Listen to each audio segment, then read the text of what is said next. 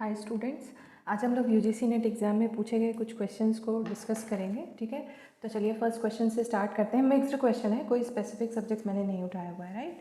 तो सबसे पहला क्वेश्चन बहुत आसान से क्वेश्चन है।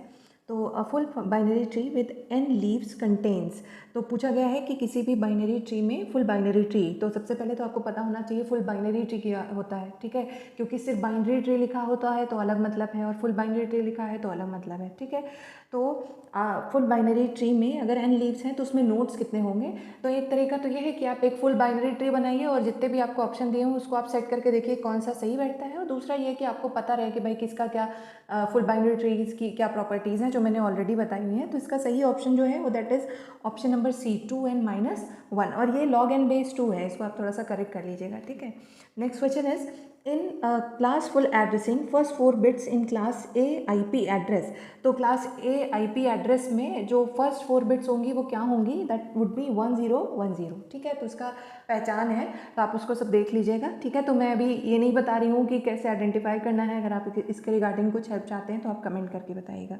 So first option is correct. ठीक है, नेक्स्ट क्वेश्चन पे आते हैं। तो विच of the following algorithm is not a broadcast routing algorithm. तो आपको 3 एल्गोरिथम दी गई है, आपसे पूछा गया है कि इनमें से कौन सी ब्रॉडकास्ट राउटिंग एल्गोरिथम नहीं है।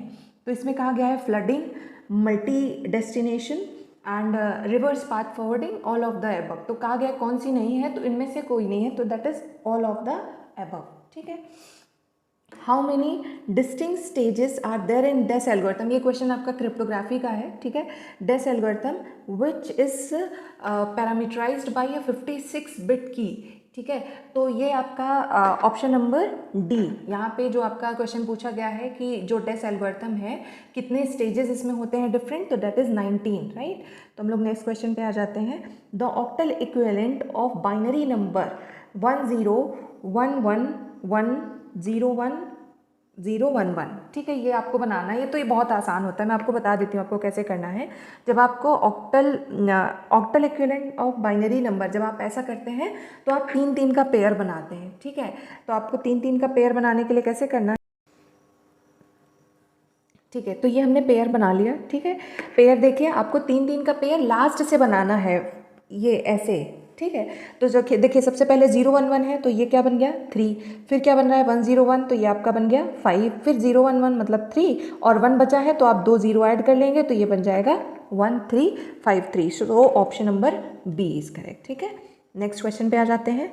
तो given the IP address, one second, given the IP address 201.14.78 dot पढ़ते हैं, पॉइंट पढ़ रही हूँ मैं, .65 एंड द सबनेट मास्क 255.255.255.224।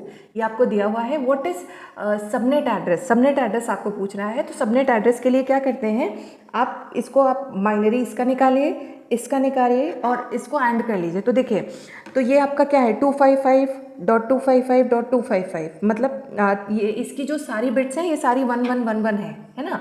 मतलब जब आप 255 का बाइनरी इक्विवेलेंट निकालेंगे तो ये पहली चीज़ तो 8 बिट का बनेगा। ठीक है, क्योंकि आपका IP एड्रेस का एक जो पोर्शन होता है ना, एक पार्ट आपका 8 बिट का होता है।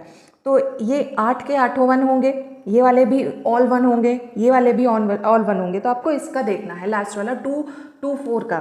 तो 224 का बाइनरी है 111 एंड 5 टाइम्स 0। ठीक है, 8 बिट हो गया। अब अच्छा एक चीज़ और देखो, ये 255 के साथ जब हम इसको एंड करेंगे तो ये 201 ही रह जाएगा। ठीक, फिर 255 के साथ जब 14 को एंड करेंगे तो ये 14 रह जाएगा।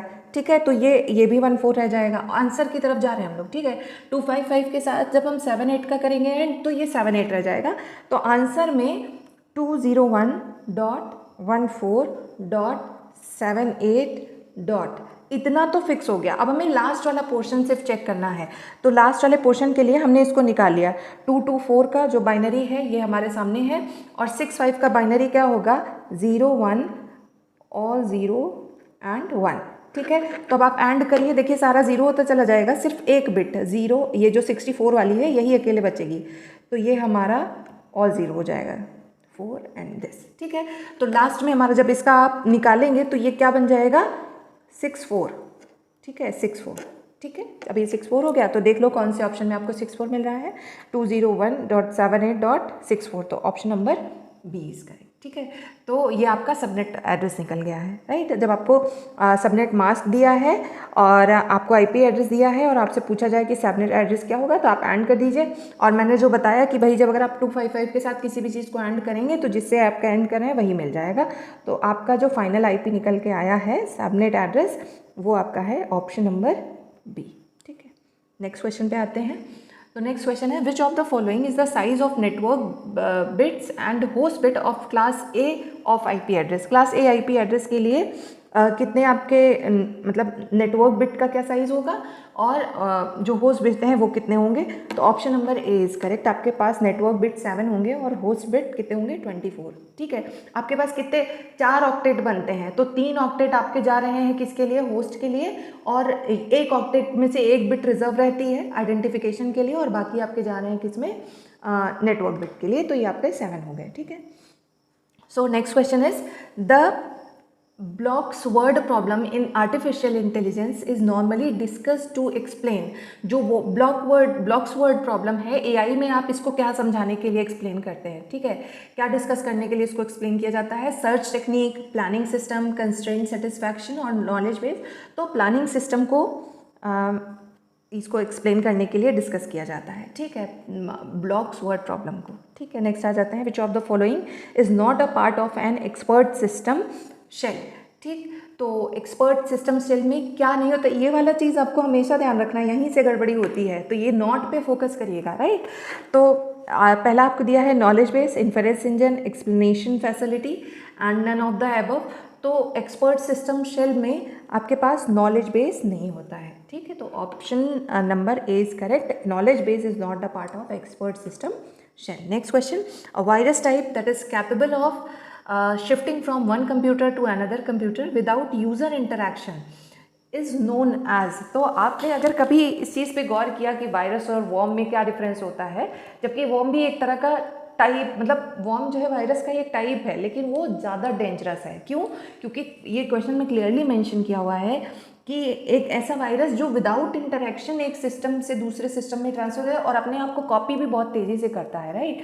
तो ये जो है बहुत ज़्यादा डेंजरस होता है। तो आपका जो ऑप्शन है दैट इज़ वॉर्म। ठीक है, तो बाकी सबके भी अपने अपने तौर पे डेंजरस हैं, but worm is more dangerous than, अगर आप आपको सिंपल डेफिनेशन पता है वायरस की। ठीक है, तो बिना इंटरेक्शन के आपका एक्टिवेट हो जाता है। जबकि आप सिंपल वायरस की बात करें तो जब तक आप उसको क्लिक करेंगे नहीं, जब तक आप उसको एक्टिवेट नहीं करेंगे, तब तक वो अपने आप को कॉपी करना स्टार्ट नहीं करता है, अपनी कॉपीज़ नहीं बनाता है। Next question, alpha beta cut offs are applied to.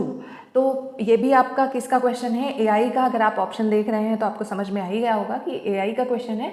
और अल्फा बीटा कट ऑफ्स को कहाँ अप्लाई करते हैं, मिन मैक्स सर्च पे। ठीक है, okay, next question, last question हमारा है।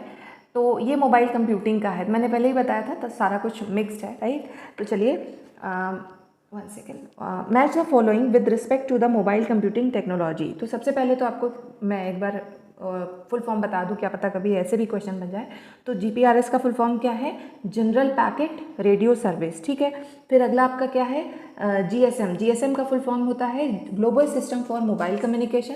तीसरा आपका है UMTS, universal mobile telecommunication service. ठीक है, और लास्ट होता है एज का full form enhance data rate for GSM evolution. ठीक, अब हम लोग आ जाते हैं क्वेश्चन पे। आपको मैच कराना है कि कौन सा किससे मैच होगा। तो आपका जीपीआरएस, तो आप देखिए जीपीआरएस क्या है। GPRS is an emerging viral service that offers a mobile data. तो ये आपका ये वाला ऑप्शन हो गया। ठीक है, इसके बाद हम देखेंगे जीएसएम के बारे में पूछ रहा है।